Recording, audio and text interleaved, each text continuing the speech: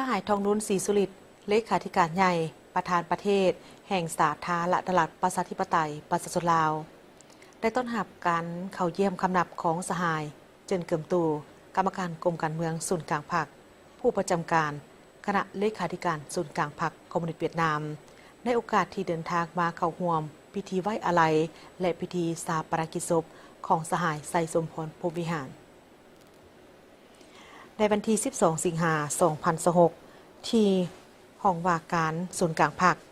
สหายทองนุ้นศรีสุริตเลขาธิการใหญ่คณะบริหารงานศูนย์กลางพรรคประชาชนปฏิบัติลาวประธานประเทศแห่งสาธารณรัฐประชาธิปไตยประชาชนลาวได้ต้อนรับการเข้าเยี่ยมคำนับของสหายเจินเกิมตูกรรมการกรมการเมืองศูนย์กลางพรรคผู้ประจำการคณะเลขาธิการศูนย์กลางพรรคคอมมิวนิสต์เวียดนามพร้อมด้วยคณะผู้แทนขั้นสูงพรรครัฐสาธารณรัฐสังคมนิยมเวียดนามในโอกาสที่เดินทางมาเข้าร่วมพิธีไว้อาลัยและพิธีชาปนกิจศพของสหายไซสมพรพรหมวิหารกรรมการกรมการเมืองศูนย์กลางพรรคประธานสภาแห่งชาติแห่งสาธารณรัฐประชาธิปไตยประชาชนลาวสหายทองนุ้นศรีสุริตได้ต่างหน้าให้พรรครัฐสาธารณรัฐประชาธิปไตยประชาชนลาวและครอบครัวพรหมวิหารแสดงความซาบซึ้งและขอบใจต่อสหายเจินเกิมตู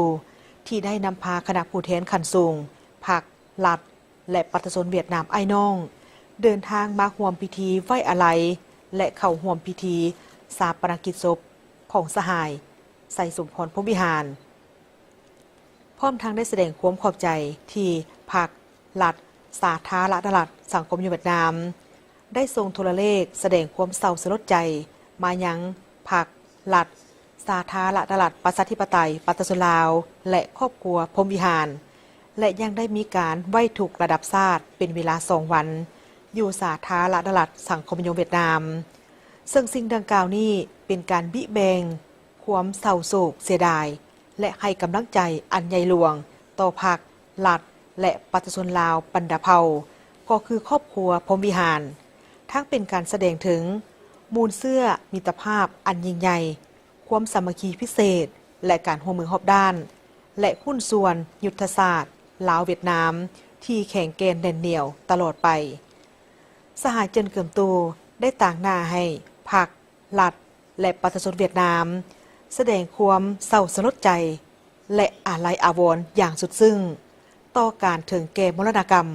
ของสหายไซสมพรพรหมวิหารพร้อมทางได้ตีราคาว่าสหายไซสมพรพรหมวิหารแม่นการนำลักแรงของศูนย์กลางพรรคประชาชนปฏิบัติลาวเป็นผู้นำที่แสนเคารพรักของประชาชนลาวบรรดาเผ่า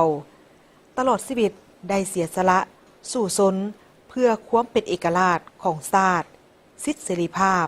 ความผาสุกของประชาชนและการพัฒนาความเจริญรุ่งเรืองของประเทศชาติการจากไปของสหายไซสมพรพรหมวิหารบ่เพียงแต่เป็นการสูญเสียอันใหญ่หลวงสำหรับพรรครัฐและประชาชนลาวก็คือครอบครัวพรหมวิหารแต่หากยังเป็นการสูญเสียผู้ที่เป็นสหายและเป็นเพื่อนมิตรสนิทสนมของพรรครัฐและประชาชนเวียดนาม